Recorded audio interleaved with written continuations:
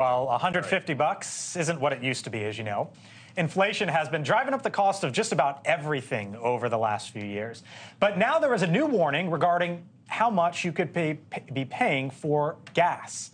Analysts now warning a barrel of gas could hit $150 per barrel. Translation here, prices at the pump could jump up more than 50% if that happens. Chris, Bidenomics, the president talking about it, running on it. If you think polling is bad now, if it heads in that direction, good luck. I mean, it'd be rough, right? But let's be very clear what's going on here. It's market speculation. There is no limit in supply or surge in demand for oil in America or anywhere else in the world right now. There's plenty of oil to be sold on the markets. There's a lot of speculation driving prices, and one has to wonder why that is. But it's reality, though. The Russians and the Saudis have cut production, so the supply is markedly down. That's what's driving this. There is still adoquate supply. We do not have shortages. What does that mean? Adequate? At what price? There's enough supply in the world to fund what's going on. Well, when you drain the strategic oil reserve, of course. At what price, though? I mean, yes, if there's one barrel, it's adequate, right? I don't even know what that means. Well, my advice to the president would be to be putting a lot of pressure on the Saudi government to make sure that they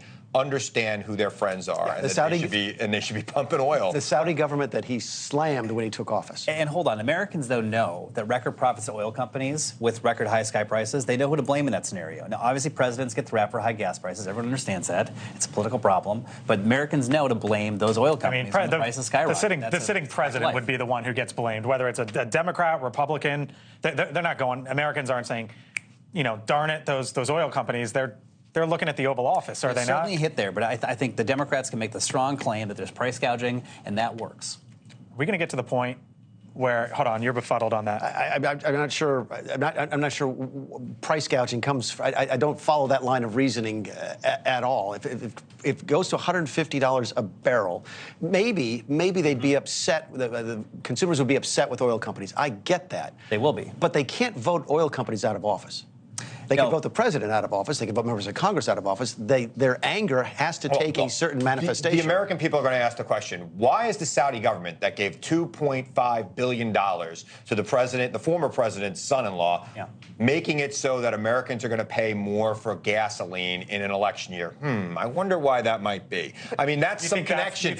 Look, I think there's lots of questions for Jared Kushner and what happened when he left office, but do you think that's the link that the average person's going to make? Well, that's the link that the president of the United States and people who are supporting him are going to have to make every single day, right? We're talking about Hunter Biden's laptop. We're not talking about a $2.5 billion sovereign wealth fund donation to Jared Kushner, and that should be something that people should be talking about. I think that's a valid point. I don't know if it's tied to the $50. I think it most certainly is. I mean, the Saudi policy is to make Donald Trump president of the United States again. That is their policy right now. You ready to talk more about Hunter Biden's laptop? Anytime. Thanks for watching. Go to newsnationnow.com to find News Nation on your television provider. And don't forget to subscribe. Click the red button to get more of News Nation's fact-driven, unbiased coverage.